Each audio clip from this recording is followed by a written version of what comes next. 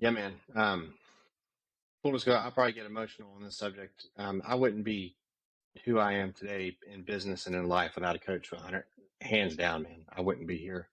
Um, the biggest impact I've had in my life with coaches has been business. The people who have believed in me when I didn't have a damn thing, man.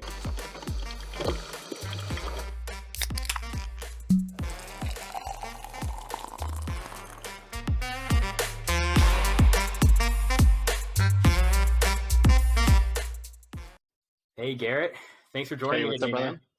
I very much so appreciate it. We've known each other for, was it 20, since 2016, 2017? I have no idea, man. It's been a while. Probably I think around then, yeah. Yeah, it's an interesting topic we're talking about, as that's kind of how we met, is through a like coaching team, um, whatever you want to call it, just relationship, I guess. Hmm. Um, in the fitness industry, I love doing it. You're an awesome guy. You work your ass off. Always super vascular in those arms. I'll never forget that. Um, but give some people a bit of background on yourself. What do you do? Where are you from? Everything. Yeah, man. So I was born in Tennessee, but moved to Charlotte, the Charlotte area, when I was just a year old. So that's basically where I'm from. Lived there till I was 20, shit, I don't even know, 22. Then moved to Charleston with my wife and our dogs. And I'm in real estate now in Charleston, in the Mount Pleasant area, basically the Tri-County. Um, but yeah, just me, my wife, and the dogs in Charleston. Um, I mean, that's pretty much pretty much Uh, all I got, man. I told you not to be humble. Um, to give people some more insight, I mean, when we met, you were in the fire department in Charlotte, Hmm. Salisbury area. You took the risk. You made the decision to try something new in a different place, and now your Facebook stories and everything you're posting up is of some pretty incredible homes that you are moving through very quickly. Even though everyone says we're in a recession, you're selling Yeah. very very quickly, and they're not cheap homes. I mean, Charleston, we're talking nice. I mean, and people trust you. You put up a great reputation for yourself. You do awesome things. Um, are you still training at all? No, I appreciate that, man. Yeah, I am. Ironically enough, I'm finally getting back into my groove. I mean, I haven't really let up at all since we were going. Um, Perfect. Definitely, like, don't get me wrong, I'm not at 100% by any means. Nobody ever is, but still doing that. But I did 75 hard. I've done it 3 times now. Well, I've done it one time successfully. I failed twice, and one time was this last time. And all that to say, I'm still doing it, but I'm now getting back into my groove because when I was doing 75 hard within business and 75 hard, it made my routine way off. Like some nights, I'd be out working out, doing the outside workout at like 11 o'clock at night. And then I normally, hit the gym first thing in the morning, and that would mess that up. And then all that to say, I'm getting back to like what we were doing. And it feels good. How'd That's you kind of like my groove. how'd you like 75 hard? I love it, man. The thing I do love about it, for me, I'm still trying to bulk. I just want some size. That's the biggest thing. But so other than that, everything about it is just kind of, I would say, a pro, just because it's kind of like you say you want to do it when you're motivated and when you feel good, you feel ready to go. But then, second, third week, you're like, fuck, man, this sucks. It's hard. And then basically keeping that commitment to yourself. That's what I love about it. It's like no excuses, rain, snow, hurricane. It doesn't fucking matter. Get out there and get it done. And I Yeah. mean, I love it, man. I know that's a long answer, but I mean, I was at the best place in my life, financially, spiritually, physically, and so on and so forth, while doing 75 hard. Yeah, I think it gives people um people don't know they can write themselves rules for their life. Mhm. And it's Andy did a great job making that, and it's definitely taken people and put them in a much better place as long as they can follow through with it, right? And it's interesting. My wife and I, we were going to start doing it. Some life changes happen. Not doing that right now, but if you mess up on day 74, you got to start all over again. It's Yeah. it's cool. It's simple stuff, and it's it's good for someone to start with if they want to kind of give themselves some non-negotiables. And I've heard great things about it, and I need to give it a shot. But Yeah, I recommend everybody to read the book on it just because it gives his podcast and the book gives such an in-depth understanding of it. Because if not, you get A, B, and C opinion of it, and that's vastly different from what it actually is. And when you actually understand it to its full extent, it's meant to be hard. It's meant to be inconvenient, and the first thing people say is, I don't need to work out outside. I don't need to work out twice. And like, that's exactly why you do it, because it's shit you don't want to do, but you said you were going to do it. But it's like anyway, I don't want to ramble. Well, now that you've picked that up, what are we drinking here? Oh, margarita, Terramana tequila, and I like the light margarita mix because it's like not even a third of the calories. But yeah, that's my go-to. Well, glad we're not on 75 hard right now. That knocked that one out. For sure. But our relationship starting out as like a coaching client, coaching. I mean, you know me. I've always tried to make it a relationship-driven thing and educate everyone on what they're doing, why they're doing X, Y, Z, and not just blindly follow me, pay me, etc. But I know you're very passionate about having a coach in different aspects of your life, as am I, because it helps us to move forward, kind of like 75 hard. They give us guidelines, they give us rules. We don't really have to think about it, but we learn why we're doing what we're doing. And before this, we kind of discussed coach and mentor and the difference of that. And I thought you laid it out pretty well. So what was that? What did you say before about the coach and mentor and picking one between the two? Yes, I think I can only speak for myself, but I feel like myself, and I would imagine others, you can have a lot of different mentors and you could have a lot of different coaches. I wouldn't encourage that, but from a mentor, it's like, oh man, I'd love that, Chris is like that, or, he's a great husband, or he's a great whatever kind of thing, as opposed to a coach is like, you're putting money in the pot, skin is in the game. And it's like, hey, I'm paying you for your knowledge and expertise. You're just way more invested. Like, a buddy of mine, he's a ADHD coach, really good friend of mine. And he like did this whole, I messed the storyline up, but basically he did like a free seminar and he gave away like or X amount of tickets. And then he had X amount of people pay. And every person that paid showed up, and every person that didn't pay and they got gifted it weren't there. It's like, that's a prime example of, you just take it way more seriously. And like, if you're talking like in a business level, or even just like bodybuilding, even at a physical level, it's kind of like, I don't know about you, but I don't like throwing away money no matter how much money I got, so if you're throwing away money and you're not listening to what they say to do, it's kind of like, what am I doing here? You're just way more invested in it, is the short answer. Yeah. So let's dive more into that. Other than it holding you accountable, why should you have a coach, and how has it personally helped you? And what aspects of your life do you have a coach in, or have you had a coach in as well? Yeah, man. Full disclosure, I'll probably get emotional on this subject. I wouldn't be who I am today in business and in life without a coach for 100. Hands down, man. I wouldn't be here. The biggest impact I've had in my life with coaches has been business. The people who have believed in me when I didn't have a damn thing, man, but they saw that I like wanted it, and gave me either discounts or payment plans, so on and so forth. And I mean, I'll never be able to repay them people. That's coaching has, impacted my life. 90% of who I am, I wouldn't be without coaching. But I've had it in the bodybuilding aspect, you and another person, and I've had it in the business world with three different people. But for me, the biggest transformation has been in business, just because that's kind of like the main thing I prioritize, my priority. Now, has it all been real estate, or has it just been kind of general business, general skills, building sales, marketing, etc.? No, just really in the real estate space. I never had a business coach until I got into real estate.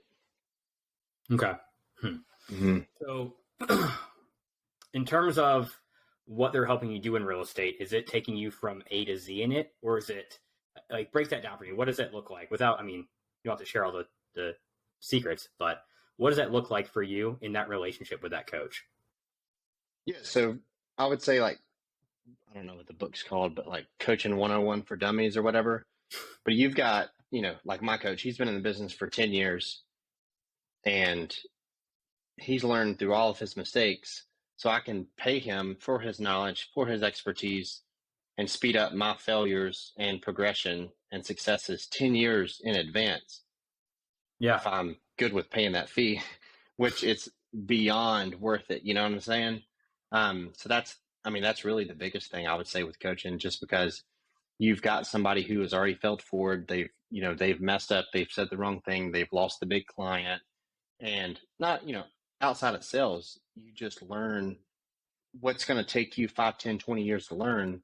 If you can learn that in 6 months, 3 months, like, dude, think about how much further you would be along, as opposed to if you have an ego of, oh, I don't need a coach, I know it all. Like, you're just gonna, why would you do that? You're gonna take the same amount of time to fuck up.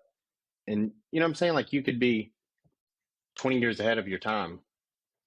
Yeah. I think there was this, I can't remember what it was, YouTube video or podcast or something, but basically, like, if you get 3 people who have been in the business for 30 years, you almost have a lifetime full of knowledge, life lessons, and all that good stuff within that aspect, whether it's business, bodybuilding, or whatever, and you can take that out of context all day long, but essentially, what I'm saying? Like, you have access to all that if you're willing to invest in it.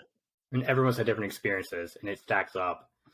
Now, what does your relationship look like with these coaches? Like, how often are you talking to them? Like, what have you found to be a healthy communication cadence for you with these people? Is it constant? Is it like, hey, we're going to do like check-ins?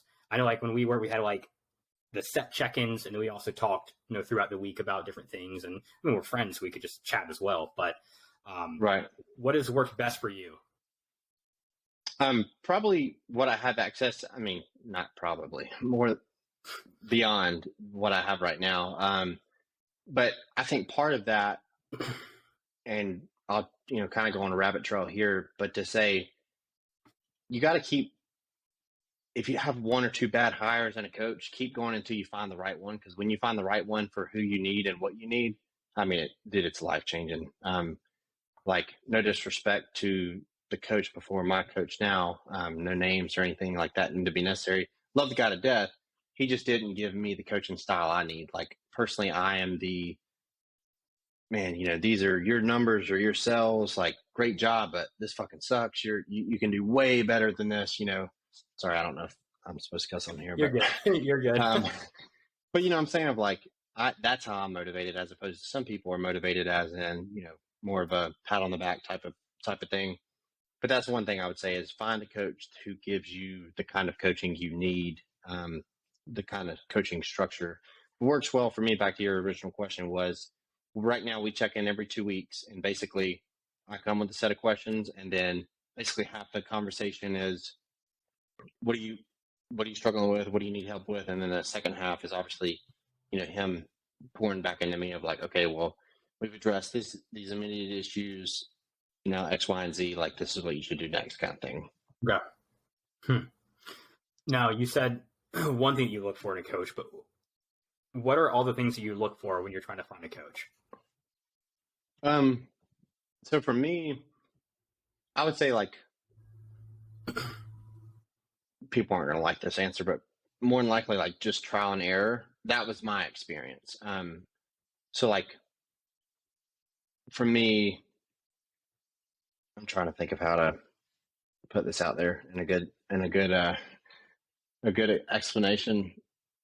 I would say, like, just find, number one, what you look for in a coach is who is where you want to be. Like, you're not going to go ask some poor person, not, that's rude. You're good. You're good. What I'm saying? Like, if I want to know how to be an amazing dad that, is just great at everything, I'm not going to go ask somebody who doesn't have kids. I'm going to go ask somebody who has 3, 4, 5, 6 kids, who's adopted kids, so on and so forth. So that in business, who is where I want to be, who has what I want to have, and now let me go pay them for their knowledge. But outside of that would just be if I walk away from a call feeling, oh man, that was great. I feel good about myself. That's not a coaching call to me. Coaching call to me is I walk away with, yeah, I'm doing good, but I can also do way better and I've got way more potential. And these are my downfalls kind of thing. Everybody just wants to hear what they want to hear and not the shit they really need to hear. Um, I mean, I hope that answers your question. No, that's good. Kind of Yeah. full circle. What's been your biggest win with the coach? Just speeding up those years, that much more. I mean, I'm in sales, so I don't want to just say it's money driven, but the money I've made and the sales I've made would have probably taken, you know, 4 times as long. I mean, I know people who have been in the business for 5-10 years that aren't doing the numbers that I am. And that's like, I'm not a cocky person, man. I'm just saying like, that's from having accountability and having a coach. I'm not better than anybody out there. Like the person who's been in it for 15 years and do a quarter of what I do, I'm no better than them. But it's just a different. When you put accountability and skin in the game, it's a whole different game, man. Yeah, I think you hit a good point before. Like, we see it in the fitness industry where a person does one show and they become a coach. Some of those people could be good, right? But most of the time, people kind of ride that wave. And you have to really look at where that person is. Have they, if you want to become an IFBB pro, have you done that? Have they sold X amount of homes? Perfect, do that. Are they that dad that you want to be? You have to find that person. You have to narrow that down. I thought that's perfect. When have you fired a coach before? I haven't necessarily fired a coach, but I've switched coaches. Basically only once. The first time was, full transparency. I'm an open book. I don't give a shit what people think. I couldn't afford my first coach.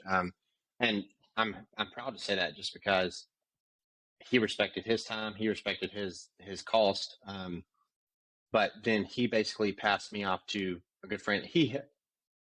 If they ever listen to this, I hope they know that I appreciate it more than anything else. But he helped me basically from nothing because he saw something in me. But then there came a time to where, people only have so much time for like a charity case, if you will. So then he handed me off to somebody that their fee was a little bit less and I was just getting rolling. But then that time was the time that I switched coaches / fired a coach. Was my current coach, we met when we moved down here when I was going through real estate school. Let's see how I can tie all this in, but basically like we had kept developing a relationship. And he was where I wanted to be, like investing wise, not only sales, but he's where I want to be with just owning real estate. And basically I had to take the leap of faith. Like I'm a people pleaser. I don't like to tell people no. And then basically we just had a conversation and we discussed fees and all that good stuff. And then I made the leap and then basically told that other guy like, hey man, I respect everything. I appreciate everything. Worked our term out, all that good stuff. But then when I switched, I mean, it was like, it was night and day, man. I mean, the money that I made, and I don't want to tie it all back to money because that can get twisted. I mean, you're in sales, I'm in sales. Like that's somewhat of our metric, right? Like you have the number of deals you close, and then how much did you make off that deal? Like that's important. Like that's a metricable thing that you can tell a difference with. I don't think that's wrong to think that way at all. No, and I don't either. I just don't ever want it to be just so money driven. But I'm a firm believer in like there's nothing wrong with money, especially if you do the right thing with it, kind of thing. But all that to say, money, is a big factor for me, and I'll stand by that. Just for my kids, my family, generational wealth, and then giving back. That's all I'd say. So the money I made in that like 9 months of coaching with that first person who really didn't give me the coaching I needed or the coaching style that I thrive best in is the best way to say it. I mean, I made that in like a quarter on the with the next guy, just because I had one guy who was basically like, what, this is great, man. You're doing great. And then I had the other person who said, you're doing pretty good, but this still sucks.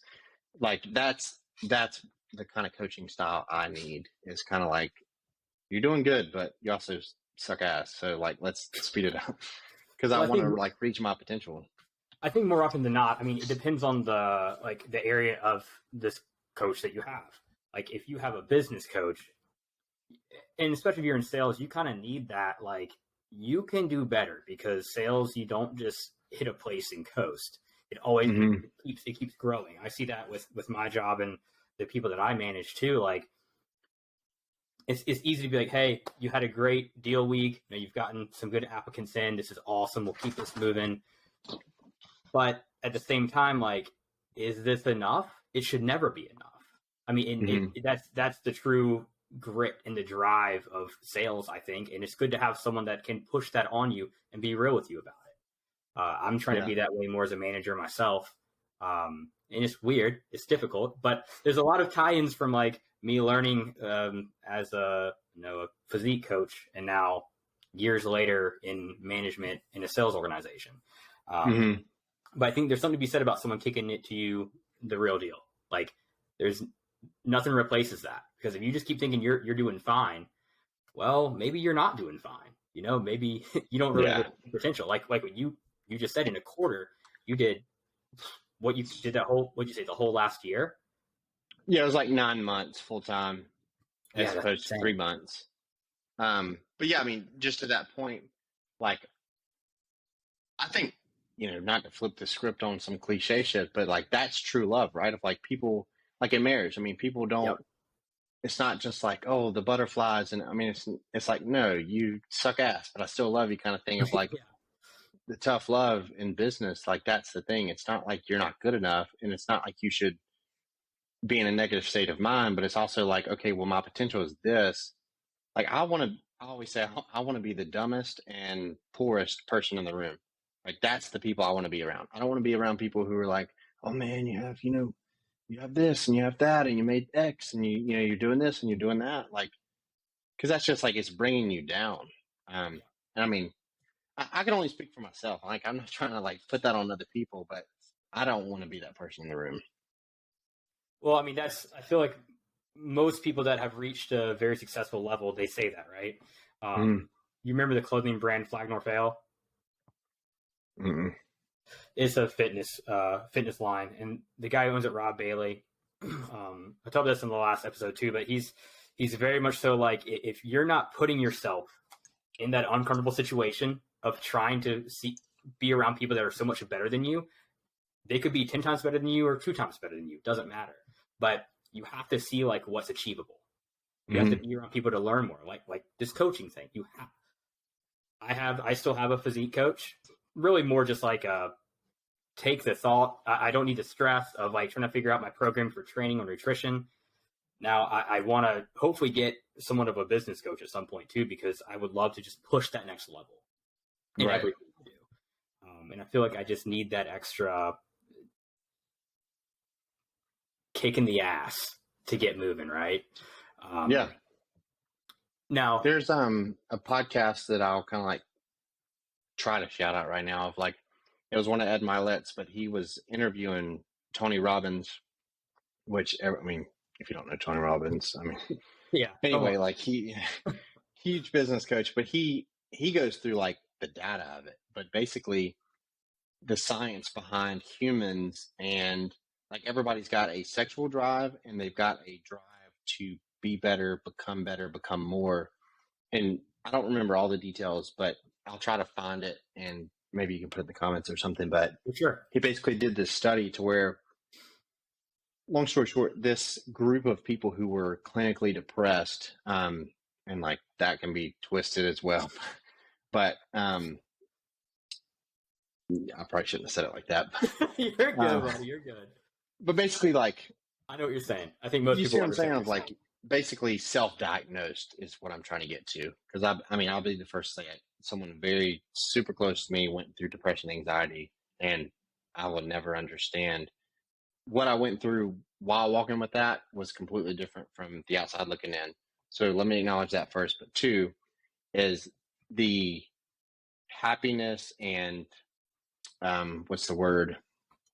Fulfillment those people had while just going through everyday life, as opposed to not on medication, not on any type of different program, but essentially just put into, say, room B, to where they were becoming better, forced to become better, do better, and mentally, physically, spiritually, financially.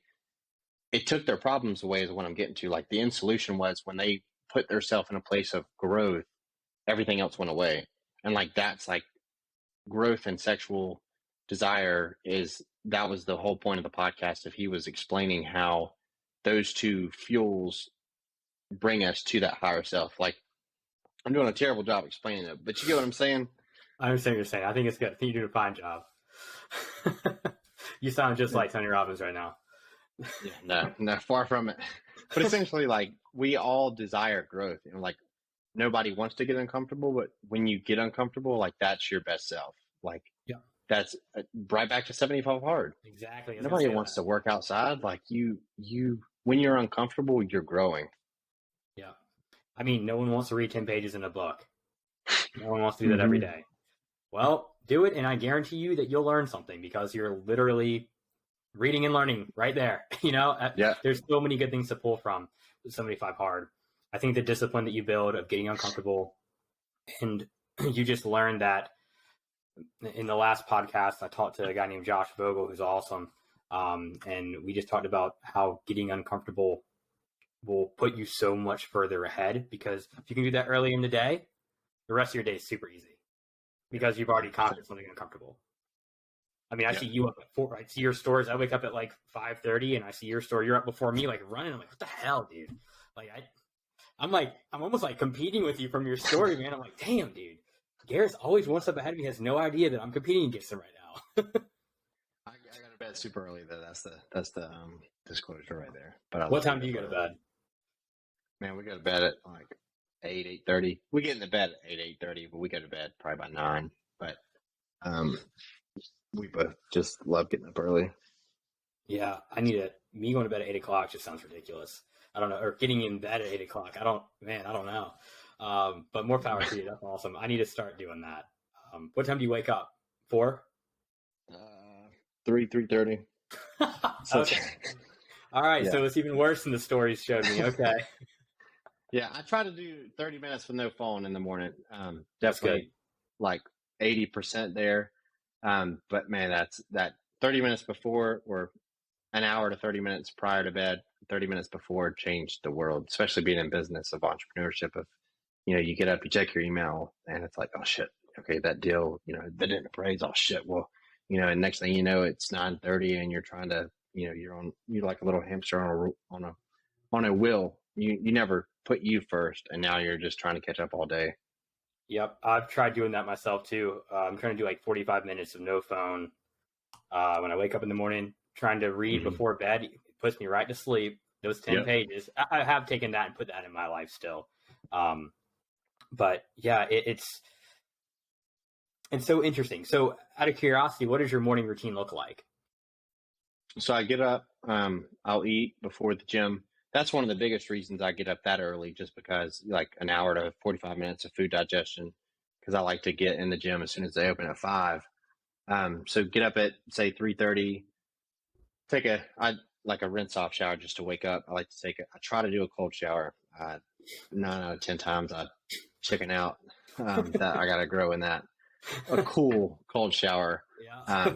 Eat breakfast, and then basically just, either walk the dogs, get ready, hit the gym, come back, basically get all the chores done for the day, and then get down and get to work. Yeah. What's your, most of your day is just showing houses, getting deals done. But what does that look like on a day-to-day basis? I really don't know the life of a realtor at all. Yeah. So it's vastly different from when I first started, just because from the standpoint of like hiring leverage / help, and just hiring in general. Me personally, my goal is to stay home every day, all day, just because I can prospect, I can call. That's my sweet spot, is actually talking to people, which is vastly different from a lot of people. So I try to leverage out opening doors, showing houses, putting signs out, putting lock boxes. Like today, ironically enough, I put a sign out, took a sign from a house to another new listing for the first time in 6 months. So, but that's my goal, is to stay home and basically prospect, talk to people, talk to what we call in the sales world leads, Yep. prospects, things like that. That's my ultimate goal. But negotiations, prospecting, um, and I mean, closing deals, I guess, is Slinging is deals. the That's what last we word. always say. Yeah. Yeah. So, do you have a team underneath you? Have you hired on people to do this for you? Not people, not agents in general just yet. But I basically brought on my wife full time over the last year.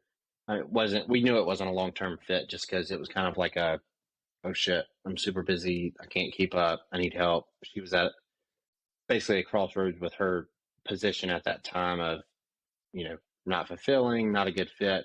So we, I guess, bridged the gap, if you will. But now, yes, I've hired another admin slash assistant, and then the next hire is coming soon. But no agents, to answer your question. Well, congrats on that. I mean, you're growing the business. Um, so if I was to go and wanting to find a coach, or if anyone's wanting to find a coach, where would I go? How would I reach out to them? What would I say? What is the best way for me to try to get someone's attention to actually listen to me, for me to hire them to be my coach, It's even funny if that they're you say not that. offering coaching? Yeah, it's funny you say that, just because today I had a kind of like a full circle moment with a guy. It's super cool. But I was wanting to bring that up if you had anybody under you, and I'm very happy to hear that you're making that impact. oh yeah, man. I was yeah, no, it's super cool all around. But yeah, I would say to basically find somebody who's where you want to be. So who is where I want to be in 10, 15, 20 years, and within due regard, bug the shit out of them until they, like, people. I say hustlers in the sense of an entrepreneurship, but like, hustlers notice hustlers, and people want to be around hustlers. And I don't know when this is going to air. I'll keep it super surface level, but there's one individual that was off of a cold call, like 12, I mean, more than a year ago, probably like 2 years ago now. Called this guy for like 9 months, man, and he texted me back twice, and I knew that he had more stuff in there, and I just wasn't taking no for an answer. Um, and today he called me about a few listing opportunities in like multi-million, levels. And it's just like, that right there is because, and I got to be super careful of that story, but people notice people who hustle, man. And like, Yep. I've only been in the business for, 2 or 3 years, but there's people who have all the knowledge in the world, but they're lazy as fuck. And you just can't get them to get anything. And people who are really successful, they want to be around people who are on their way or trying to be really successful. Um, that's kind of, I don't know why I shared all that, but it's basically just like a full circle moment of, if you reach out to people that are where you want to be and you stay consistent, when people see that you're consistent and you won't give up and you want to be there, like, they will let you in, is what I'm 100%. trying to get to. 100%. Yeah, I think that's awesome. I think too, like having those personal skills like you have, like you said, you like talking to people. I love that too. That's why I love my job. I Mm-hmm. find a lot of fulfillment out of helping people, pay off their school loans, buy their parents a new house, find financial freedom in their job, grow their skill set, etc. Um, but being able to like not just sell the product, but yourself being the product, right? Mm-hmm. Like what you do, you sell the relationship. You're like, hey, my name is Garrett Henson, and I will be the best realtor you could ever possibly work with because I actually care about you. I mean, I could speak 2 hours on that. People don't Go give for a it. shit what you've sold. People don't give a shit what you know. If you know everything in the world, but you treat people like shit, they don't want to work with you.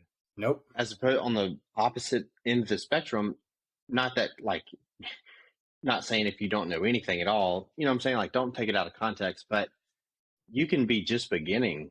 And if they feel like you genuinely care about them, dude, yeah.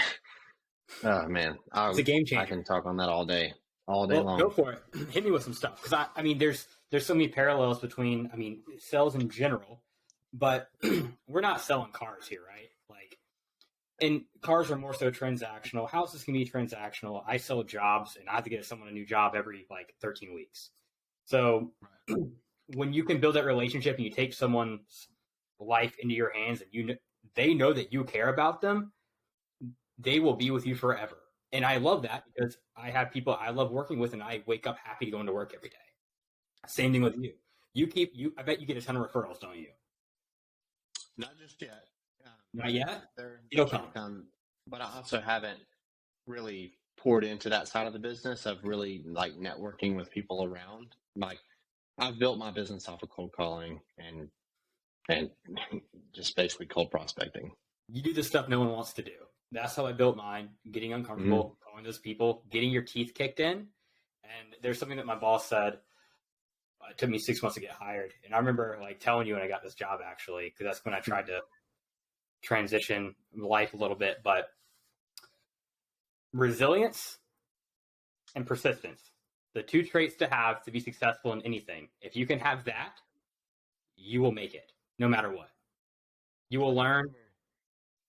Go Go ahead. ahead. I was gonna say you will learn. You'll learn everything you need to learn as long as you can be moldable and maintain those two characteristics.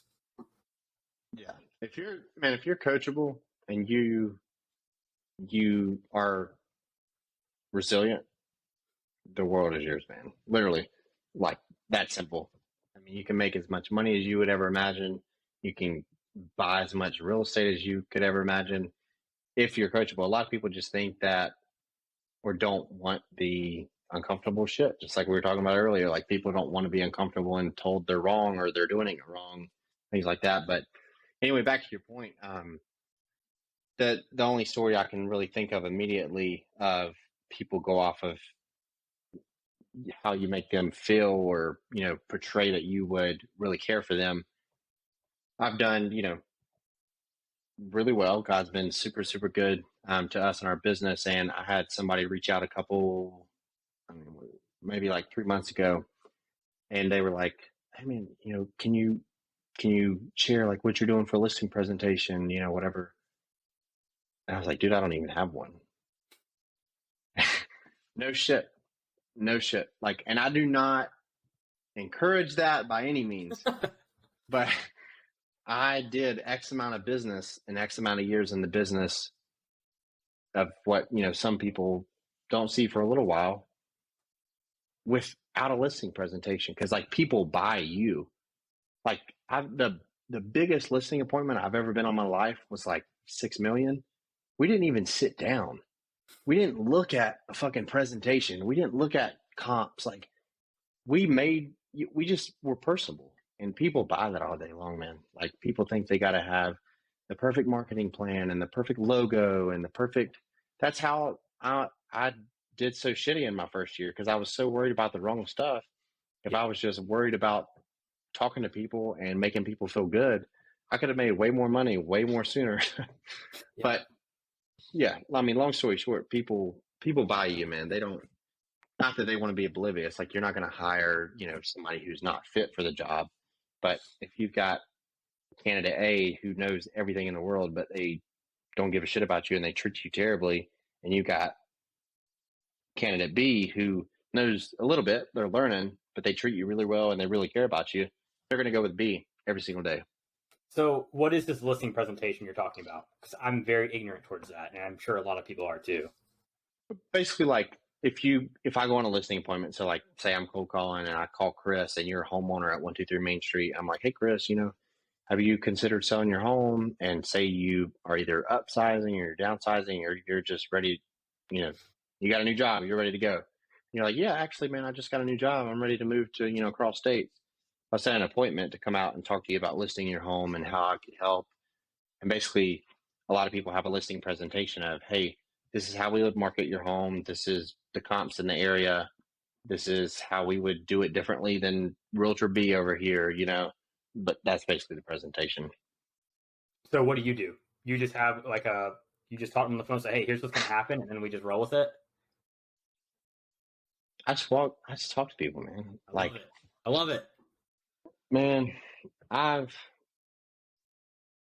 don't even know how much we've done this far, but out of the business that I've done this far, I have not shown one person a listing presentation. We've done, I'm trying to think of it off the top of my head, a little over 20 million in 2 years, I think. And I have not shown one soul a listing presentation, not one. And I've Dude, been like 80% listings. dude, being able to just talk to people, and when they, like you said, when they feel comfortable with you, when Mm-hmm. they are happy with you and they trust you, and it's not, that's not in any bad way either. It's not in some Mm-hmm. evil way that you're like tricking them for them to trust you. Like, no, you actually care, and they're in good hands. Like Yeah. that's the difference. Like people can see through the bullshit. They can see through just the typical cold calling.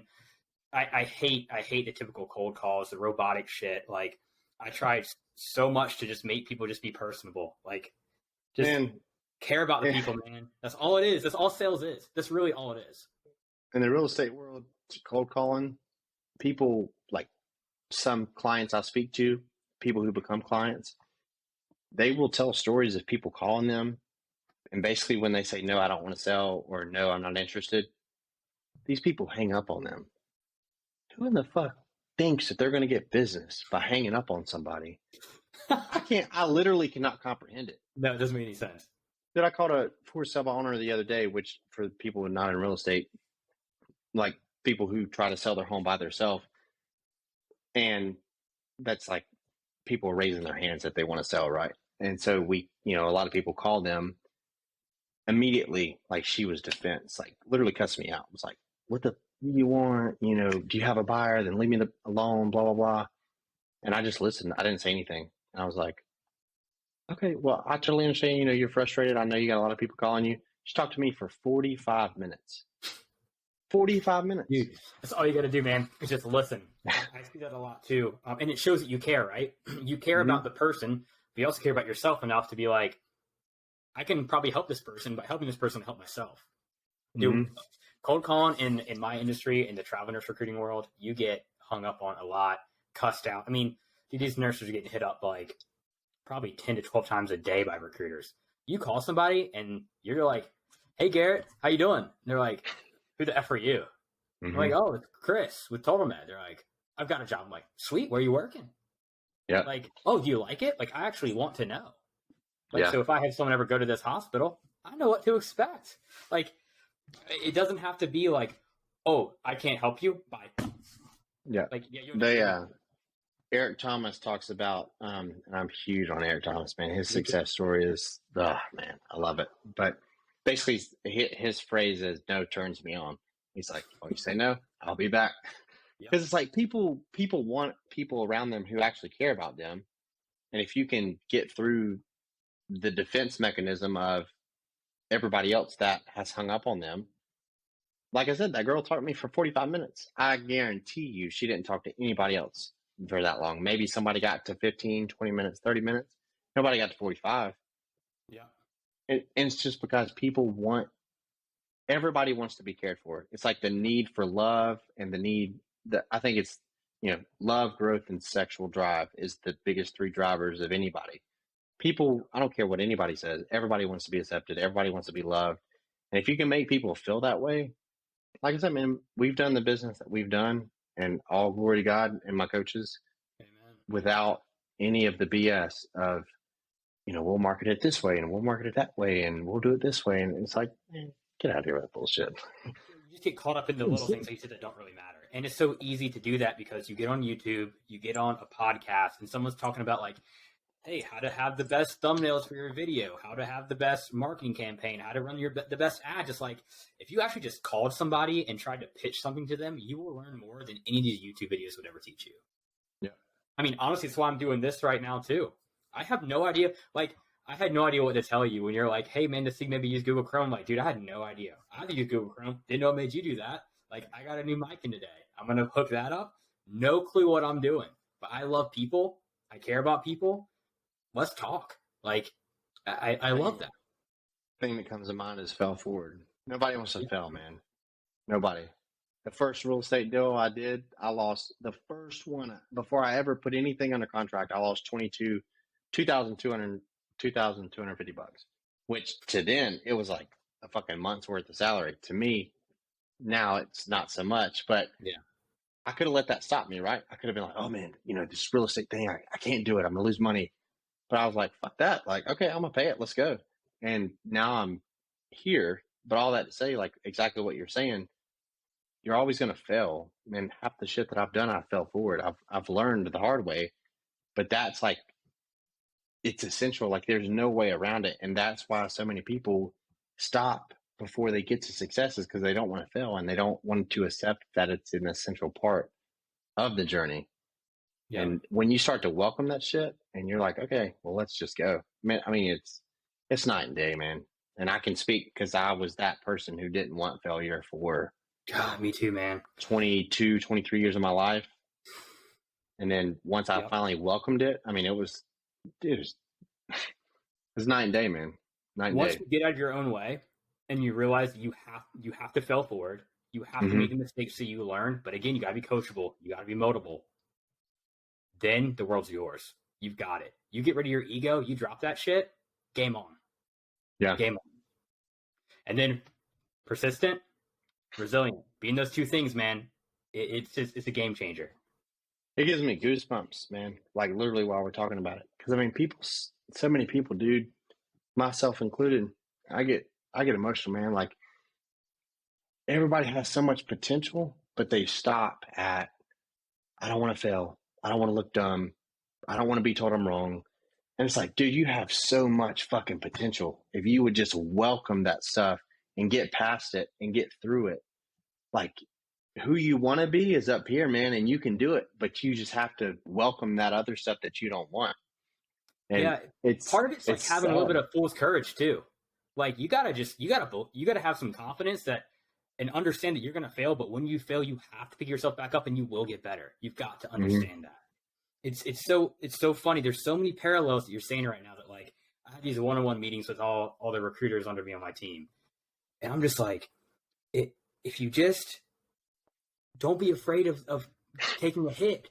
Like, don't work for right now. Work to build a relationship with this person to work with them 3-6 months from now. You played the long game. You got to play the long game, man. And I know that's what you did too. I mean, dude, if you're cold calling people, like you're doing the long game. Yeah, I love it, man. I mean, one of the last listings I've signed just the other day was I've called her since July, and she literally said, we have a realtor that we really love and that we really trust, but they don't work as hard as you do. And they're not as persistent as you. I swear to God, that was her words. And it made me it was like a full circle moment of, man, I never gave up. And now I'm here of like with that client of if they say no and it's like a no, like a firm no, that's a different story. But when people say no and you can read into it and know that it's just a defense mechanism and you don't give up, like man, when you get to the other side, because it's like, I think in the real estate world, it's like talking about cold calling, it's like the appointment's normally set on like the 10th or 12th call. Most realtors give up after the first, and then the second level will give up after the third. And then that one dude who won't fucking stop, he's going to come back and he's going to get it because he's not going to stop. And every day, every time it goes that way, man. Yeah, we say the 7 points of touch. You have seven touches on somebody, you're memorable. Calls, texts, you intermingle that stuff together, they'll remember you. I mean, it has to be like, and not just be like, hey, what are you doing?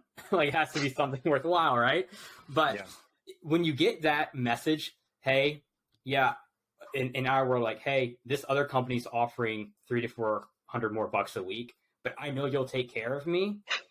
I'm going to work with you. I'm like, yo, you multiply that by 13. Like, you're missing out some money. I'm like, if I was you, I may even do that.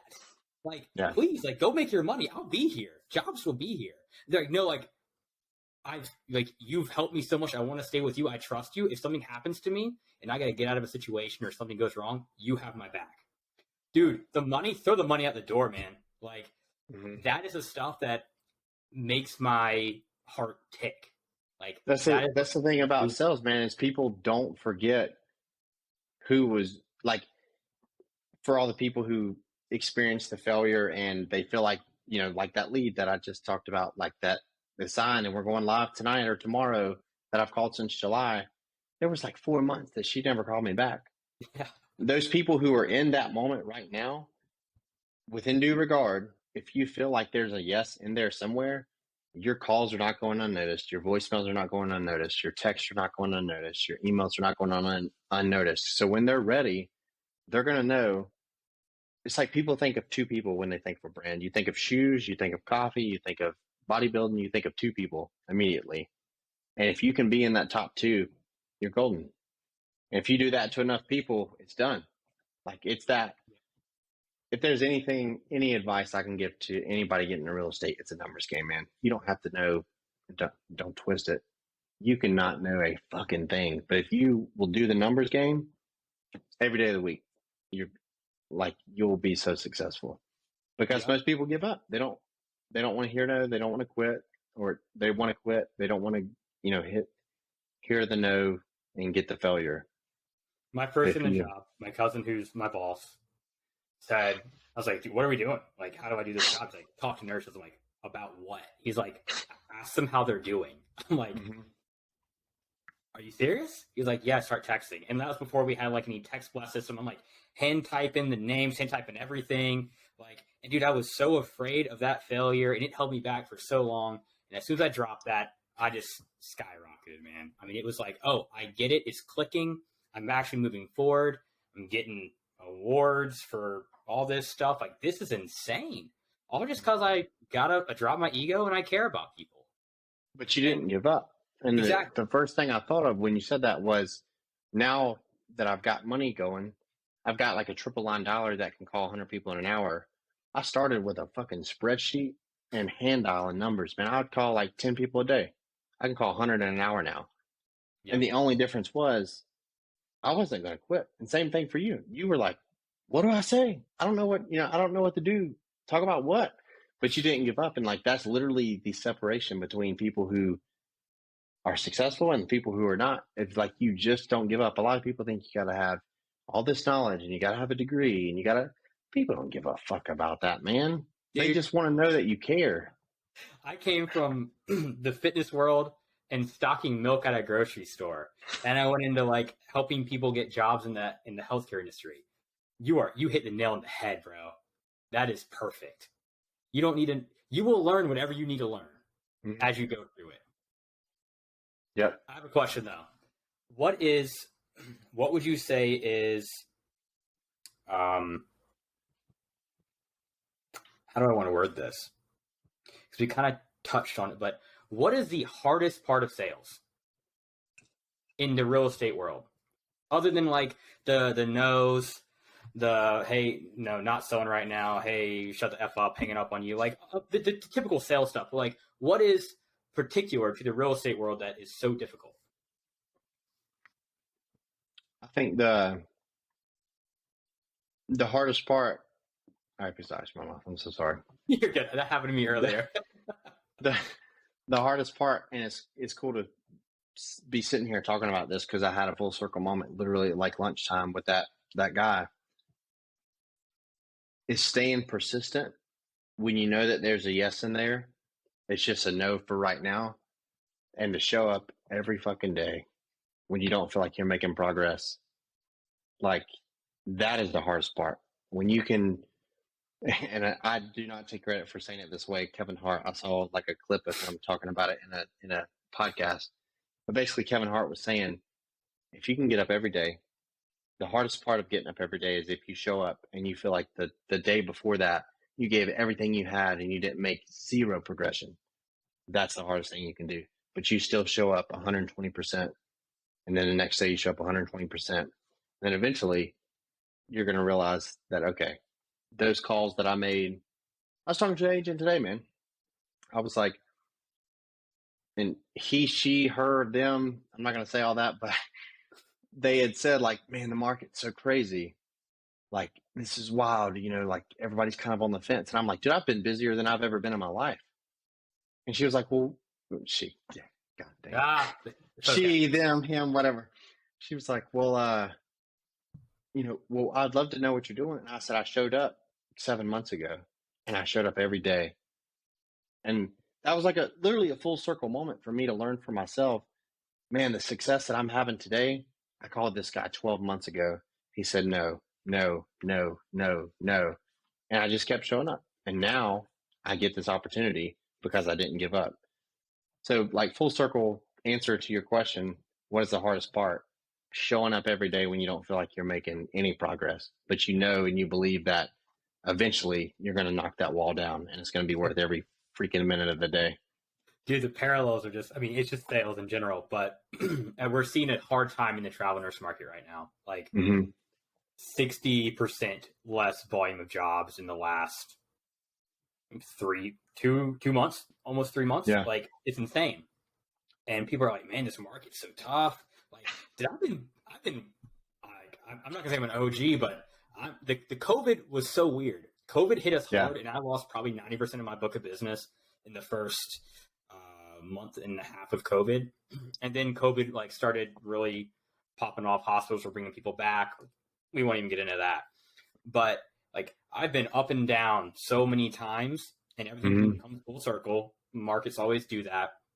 But like, if you're just gonna let the market mean, oh, it's so crazy, or oh, it's not that great right now, if you're gonna let that stop you, like, you need to go find something else to do. Because again, being persistent and resilient, like, hit up the people you talked to a year ago, see what they're doing, just have a conversation. Yeah. Because people like in the sales world, and even, I mean, correct me where I'm wrong, because I don't obviously do your job, but basically, like, people have to have a job, right? Amen. People are gonna buy and sell real estate. I don't give a shit what the market's doing. I don't care where interest rates are at. I don't care where the economy is at. People get married, they get divorced, they have kids, they downsize, they upsize. People have to have a place to live. People are always investing. You can sit here and you can bitch about the market, or you can be like, shit, I'm so busy, man. I don't know what to do with myself. And it's all from a mindset. Yeah. All day 100%. Long, man. That was, I think that was a great rabbit trail. I know we said we're going to do that because we're both pretty ADHD. I'm self-diagnosed from a TED Talk, but I'm beyond diagnosed by professionals. I know you said to hammer at people if you want to get them as a coach, but where would you find these people? Do you go on Instagram? Like, are you looking just LinkedIn? Like, what are you looking at to find people that you want to pursue to be a coach or a mentor for you? I mean, my story or my experience was a little bit different. And I can't say that anybody else's will be different just because my beliefs and my spirituality, but was all God's, like, big picture. I mean, I can go in depth in that story of like where I was working part-time and I met my current coach. And if I never would have if I never would have worked there in the interim, I never would have met him, kind of thing. But I would just say, like, who is where you want to be at, who has what you want to have, and find where they're at. And, like, obviously with, once again, with due regard, like, you don't want to harass people, but people who are successful want to be around other people who are or will be successful. And because, like, there's a pro in it for them too. Like, I can think of, without trying to get too deep into it, people who have helped me knew that I was gonna not stop until I got to where I wanted to go, and now it's blessed them, kind of thing. It's like people notice that. So all that to say, who is where you want to be, who has what you want to have, find them, and then basically, when you're persistent enough, eventually they will. Because, like, right, like somebody who's super successful, they're not going to waste time doing this or doing that. But if you just will not stop, I think one of the quotes, and I'll end with this because I'm on another rabbit trail, is the person who basically, I don't remember all how it goes, but basically, if you knock long enough, somebody's going to hear you. Yeah. And somebody's going to open the door, and somebody's going to come. It's like if you hang around the barbershop long enough, you'll eventually get a haircut. I think it's like Denzel Washington's quote. But it's so true, man, of like, if you do not quit, you will get whoever you want to have as a coach. You'll get wherever you want to be at. You'll have whatever you want to have if you don't quit. And it's that simple. Like, if you do not quit, you cannot fail. You can't. It's impossible. It really is. You just don't quit showing up. I mean, it's amazing just what you networking and trying to do that will happen. I mean, dude, we met from a mutual friend, and like I said, we had an awesome relationship in what we were doing, coaching, team wise, client wise, and here we are now. I mean, that was 2017.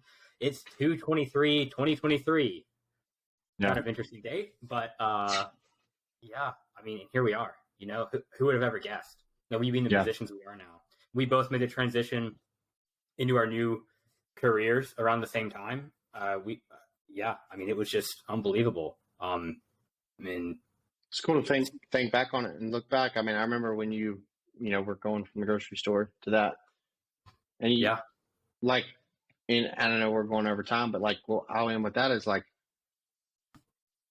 it was like a leap of faith for you, man. You were like stocking grocery stores.